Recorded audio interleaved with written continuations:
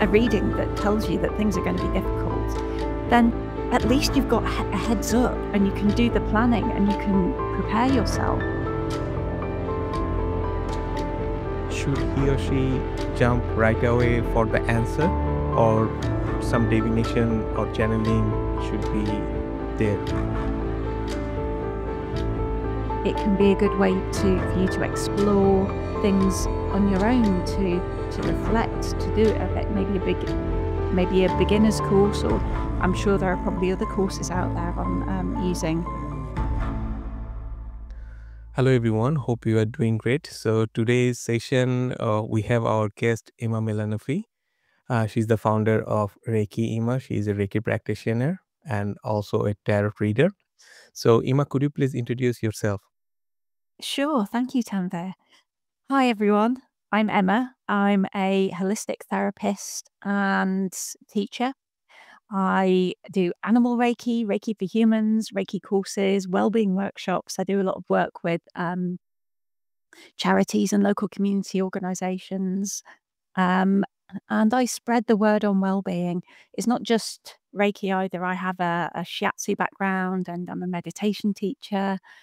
So yeah, all different kinds of things. And tarot is something that I kind of got into over lockdown, when I was learning meditation and not able to make proper use of my my Reiki professional kind of qualification. So I got really into tarot. I felt drawn to it, and it was quite an interesting and enlightening experience. So it's an absolute delight to be here today to talk with you about it, Tanvir. Thank you, Emma. You are up to many things, and our audience already know you. So probably we have a gap for a few months or around a year, I think now. Yeah. But Well, we also recorded a tarot session previously for the beginners who wants to get into tarot. So the link would be in our descriptions. So Emma, today we will discuss about the tarot, but it is for our a little bit intermediate or advanced readers. Okay. yeah. So my first question is like, when a reader is reading any kind of card and seeking an answer for their clients, so should he or she jump right away for the answer, or some divination or channeling should be there? That's a really good question. Thanks. So it will depend from reader to reader as to what their approach is. And the more experienced a reader is, the more they will be able to tune into the flow of the energy and the kind of meanings and nuance behind what's showing up in the cards and what the person's told them and how that might fit in and what that might mean for them, how they should interpret it best given the circumstances of the person. I would say, though, for pretty much everybody who works with energy and guidance, who isn't just using tarot as a reflection kind of thing, so in therapy, which we'll talk about later, I think, I would recommend having a bit of a ritual to begin with, where you connect with your guides. If you work with guides, you connect with energy, you connect deeply with your own intuition, and you set your intention to be a clear channel to receive guidance from, whether that be from yourself, from your own subconscious, from your own intuition, from that felt sense that we all have, or whether that be from the unseen. It's pretty much the same thing. So you work out your own kind of connection ritual, then you connect with the cards, and you can, if you wish, look at the cards as an entity in their own right. So the cards have their own energetic vibration. The cards can be our teacher. The cards can have messages for us in themselves. Right. Or you can look at the cards as a tool, an instrument, an extension of your energy. And I would say for me, they're both. They'll have their own vibration, their own particular way of communicating the messages that they communicate. And they're also an extension of me. So spending a lot of time with your deck is very important. Right. Maybe consecrating it, but building that relationship with the physical deck and setting your intention for the deck that it will bring forward the messages clearly from yourself, your subconscious, or from the unseen, from your guides or angels or whoever you work with, if you do. And when you've done this, it's a good idea to also then set your intention for you to be able to and go through. One thing I do is go through the process. So to be able to receive through the crown, perceive, so notice and see and be aware of through the third eye. Then down to the heart for knowledge, because that's where we have our innate wisdom, our knowledge, our consciousness, our connection with the world around us and with the person we're doing a reading for. Right. And then to communicate it clearly so that we will be able to, we're setting our purpose. We've set up our relationship with the deck and what we want it to do. We've asked our guides or our subconscious to work with us. And then we move into the reading. And I would say, if you've done all of that, then it can be a bit of a narrative. You don't want to jump to conclusions. Each card has a variety of different ways it can be interpreted. So it's like telling a story almost. You kind of start to explore the different meanings, the different symbols. And this is where tarot differs from oracle cards, because the symbols and the cards and their meanings are very, very subtle and very multi-layered.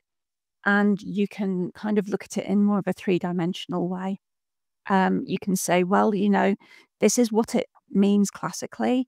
But I think with this symbol, with the symbol of this color here or this image here, to me, that feels like it might represent this to do with your situation or this to do with your question. And bear in mind that it could be to do with the question, or it could be to do with the person and what they've told you about themselves and their situation as well.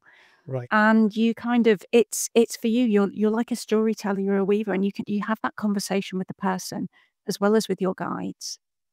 And I'd say when you hit on, you, you don't have to jump right in. Sometimes you will have a very clear answer, but most of the time it will be more along the lines of, you're exploring, you're walking through what it might be and what that might mean for them.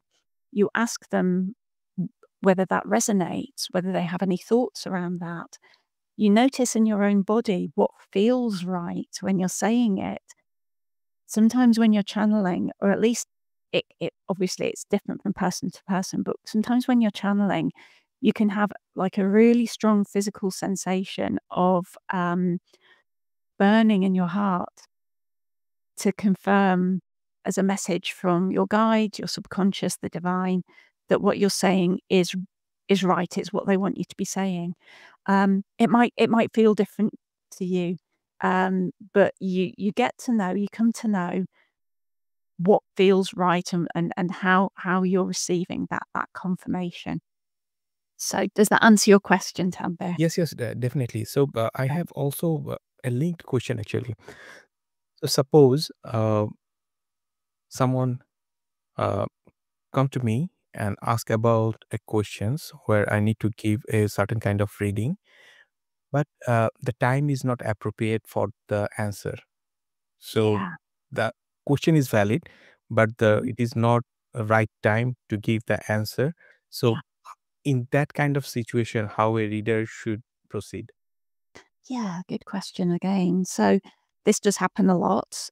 So I think the answer to this is threefold.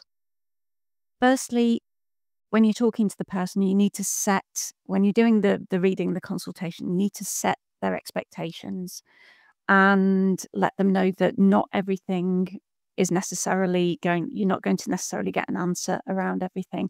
And so I would try to help them craft the question Right. so that it will be able to, it will be framed in the right way so that they will be able to get a clear answer to it. And from then, it's like a conversation between you and where the information's coming from. So you'll get that answer, and then you can ask another question. And you can try and get clarity by having that conversation. You ask another question and you take another card, or you get them to take another card, depending on the format of the reading. Okay. And that sort of being in that questioning space and being fluid and being open to that dialogue is really important for a good reading. So yeah, if the person asks a question and there is literally no way that it can be answered, then the reading is probably going to be quite confusing, and that's a good indication that the information is not possible. And in circumstances like that, if they want clarity around something that isn't set in stone yet, because free will comes into it, the world and how we're going to get to where we're going isn't necessarily set. It might flow all kinds of different ways, and your guides may not know. It may be quite fluid, and it's like we all co-create reality, don't we, and what's happening. So yeah. So under circumstances like that, it can be more helpful to take a lateral approach. So if you as reader sense that what they're looking for, maybe they haven't thought about it in terms of general guidance, and then with kind of drilling down into any areas that stand out, the unknown, as it were. So if you see that they haven't maybe considered that might be a good approach, then you put it to them, you make that suggestion. And if they're up for that, then you can do a more general, you learn different spreads as a reader, as our viewers will probably be aware, quite possibly anyway. And there are some which are really good all-rounders for when you want guidance, but you don't know what it's about yet. You know you need a reading, you know you need some help and pointers, but you don't know, you're not clear on the actual question. So you can start with a Celtic cross, which gives you a mini reading on one side, which is to do with the inner life and the situation, the kind of the reason behind the reading. It has cards for all of these things, what crosses and all complements you, and you can kind of mull that over. And then it's got several cards to the right, which are about the outer world, your circumstances, how you interact with the world around you. So you've got your soul's path, and then you've got the external physical realm. And that can be very extremely enlightening. And it can also open up the dialogue for more cards to be drawn. So, yeah. So, Ema, I want to add one of my experience that when a reader is reading cards or giving any divination through astrology or something like that, clients have kind of wishful thought. Yes. And sometimes it is so serious, like childbirth. And they have very wishful thought, and the divination is like quite negative. Right. You get my point? Yeah. So it's quite difficult for a reader to explain the situation to their client. So can you please say something about that part, that at that very moment, how the reading should be for the client from a reader's perspective? Thank you, Tanvir. This is a really, really such a commonplace thing. And even for folks who, are very experienced with receiving readings, there can be this tendency to look at the reading as information as being positive or negative. So, and this kind of, oh no, I hoped I was going to like win the lottery or something like that. And that's not actually all information from a reading is positive, because what is in the cards hasn't happened yet. This is designed to help you reflect.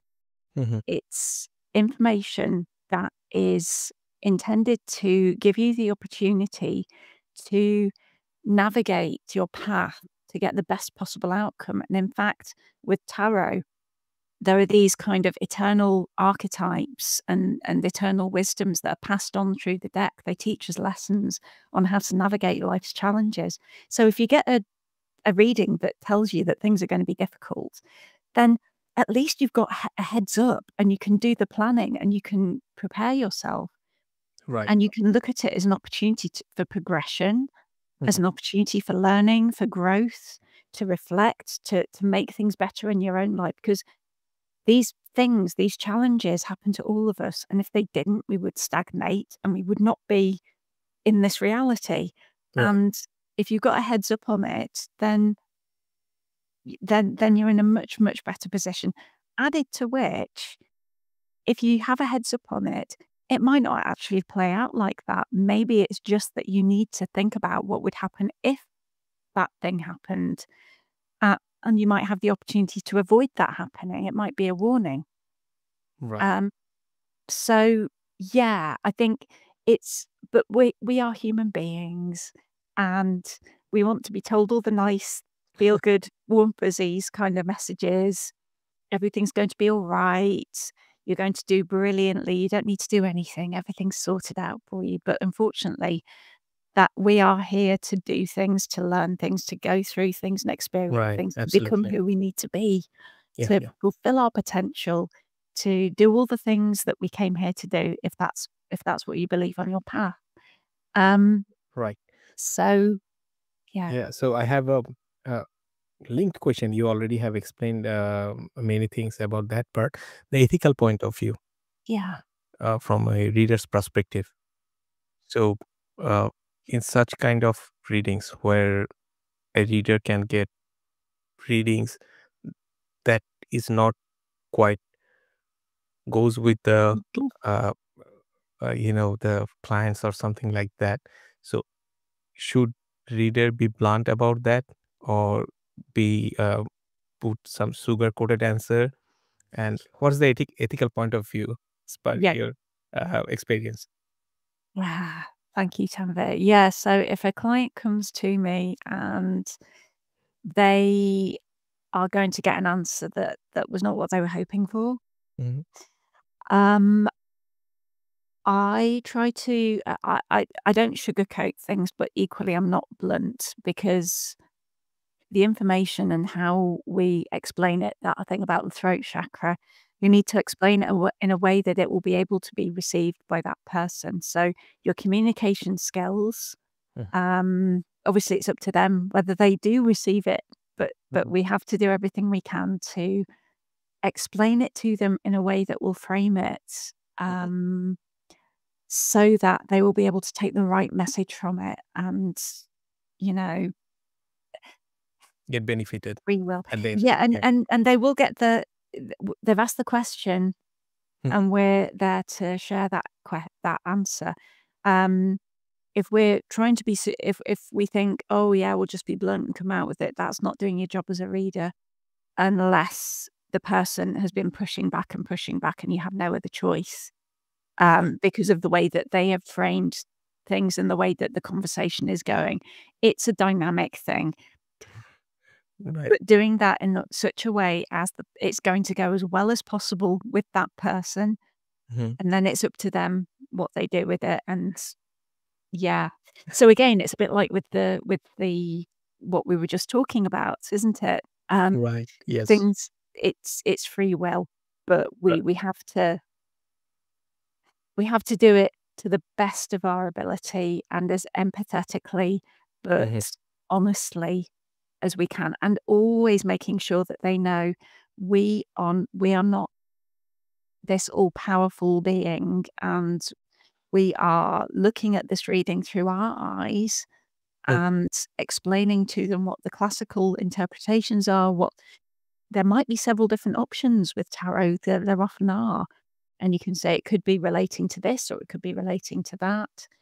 Um, so yeah, it's a little bit easier if you can do a reading not in real time, I find, because when you do that, this is how I started off with my readings for Mhm. myself and for other people, when I was first learning tarot and getting, qualified in it. Um, I would do the I would do each of the parts of it separately. So I would write down the cards. I would look at the book. I would look at a reference book that I had that had a lot of extra meaning, different interpretations. I would write down all the different things it could mean. And then I would go away and I would let my creative subconscious look for the connections, look for what this might mean in the context of this, in the context of that. And my subconscious, my guides would weave it all together and give me this answer that was multi-layered, that was pages and pages long, and that's not for everybody. That took many hours and a lot of time. But if you do have the time for it, certainly complex readings can be it can be quite helpful to do it in that way. If you're near the beginning, or if you have a client who has the resource and who is invested in getting a really, really detailed answer, that can Right. be a very helpful way of doing it, because you are weaving the narrative then as well. So you can make sure that it's as likely to land in the right way as possible, and you're giving all of the guidance as to what they can do next to help themselves and to connect with their own inner guidance and intuition, to see which of the possible interpretations is right for them. Right. So that's another way that you can do that. But yeah, always be honest. It's not our information to decide whether we withhold or not. And also don't change it. Never change it. Right. You don't change it. It's that's a it's a very you have to be able to be a channel. You need to be a channel. It's not something you can abuse. Right. So our last question: can we use tarot as psychotherapy or any kind of Mm. healing form, which we can see for the CBT or such type of methodology or programming our psychology? So can tarot be used in that way? Yeah, really good question. Tarot can be used. Um, I wouldn't say necessarily for CBT, but it depends on your practitioner. CBT is more about, well, it could be, I suppose. Um, it's it's a really powerful tool, in that it does, as we mentioned earlier, talk about universal archetypes. So it talks about the human condition. It talks about progression, learning lessons, the different ways, the different things that can happen to a human in their life, the different stages that most people go through.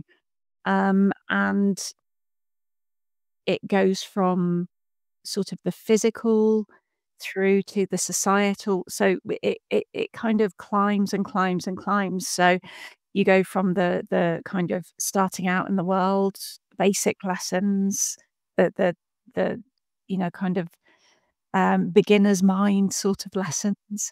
Then you go through to having achieved a particular point in society and culture in the world of other people, and societal relationships and things Right. like that, and building your status. And then you get into the realms of the spiritual and the wisdom and the mystery, and then you get to the point right at the end where you're looking down at all of that. So there's an awful lot. There's pretty much any situation that a human can find themselves in is reflected in the cards in one way or another. So for people who have been through, for example, if you've been through trauma, Hmm. it might not be safe for you to, or appropriate for you to go back and revisit that trauma, depending on the circumstances and the person. So you might want to take an indirect approach to explore the themes and the sorts of things that came up for you in that trauma, or in your life afterwards, that the sorts of situations and triggers and things like that. You can explore it indirectly by talking about the main character in the deck, talking about these themes in terms of this story. So you're talking about them, but you're also talking about it from your own position, and you can look at the emotions that come up. When you look at that, you can talk about the judgments that might come up as well. And it's a safe space to do that in. It's like a sandbox. It's a way for you to start that healing process or to continue that healing process, making use of those archetypes. Um, so that's one way that you can do it. You can also, I guess, it's useful in all kinds of different ways. We use archetypal kind of cycles in different fields of study, in different types of therapy, in the arts, in all kinds of, kind of walks of life. We use archetypes in shiatsu as well, kind of cyclical archetypes, not the fool's journey, but a similar one, a Right. permanent kind of to do with the human experience. Carl Jung used to use the tarot Mhm, um, mhm. to connect with the collective consciousness, and yeah, you can be as creative with it as you want to be. It's there as like the alphabet can be used in many different ways to make many different words. The Right. tarot deck can be used in all kinds of ways, and probably many ways that we haven't even thought about yet. So as therapists, it's definitely a good, and also as people who are having therapy, it can be a good way for you to explore things on your own, to reflect, to do a bit, maybe a beginner's course, or I'm sure there are probably other courses out there on using tarot with therapy. But just explore, just consider the possibilities. It allows your thinking brain to have something to engage with, so that your intuition, as well as the emotions that are stored within you, all of the different parts of you, left and right brains and things, can all come to play with tarot because it's so multi-layered and because it is so universal. It's incredible. And you do not have to believe in spiritual applications to be able to make really good use of it as a kind of self-reflection tool as well, um, to explore um, kind of blocks and areas that you want to improve about yourself. Um, you could use it in that way in terms of a career path, as well as in terms of wanting to be um, in kind of healthier relationship to yourself and to others. So yeah, its applications are really, really never ending, I think. Right. Thank you, Ima, for explaining that thing in so elaborate way. So, could you please tell me that how our audience can contact with you? I mean, if they think that they need some kind of reading or some kind of therapy or learn Reiki from you. Yeah, thank you, Tanvir. So, I don't actually have tarot on my website. That's kind of something that I do under different circumstances and by request. So, if people would like to, people can still contact me on my website. So, you can send me a message from my website, which is www.reikiemma.com. We'll pop a link below. Um, or you can contact me on social media at Reiki Emma on Instagram and also on YouTube. You can drop me a message in the comments below, and I'll get back to you. You can contact me on Insight Timer, the meditation app, or you can send me an email, reikiemma.therapy@gmail.com. Um, yes, I've got all of the different things. You can just get in touch. I'll get back to you and we can sort something out. I can do readings online or in person, Mhm, or even by email if you prefer that sort of longer form mhm, written mhm. answer. Right. So, yeah. Yeah. Do you have any last word for our audience? Yeah, I think one thing that popped into my mind when I was Yeah. preparing for this was, and I think it's from my guides. Tarot was originally a card game for playing. It wasn't originally for divination. And I think my something I'd like to leave you with is try playing with all the ideas. Try not to get too kind of stuck into this is the answer, this is the thing. Play with all the possible things, play with your intuition. When we get into that play state, we open the possibilities for actual guidance and insight and intuition to come forward. So if you can try being a little bit playful sometimes with your tarot readings, maybe if it's just with yourself. But yeah, that element of play is really important. So yeah, play, have fun, enjoy. Okay, thank you very much for your time.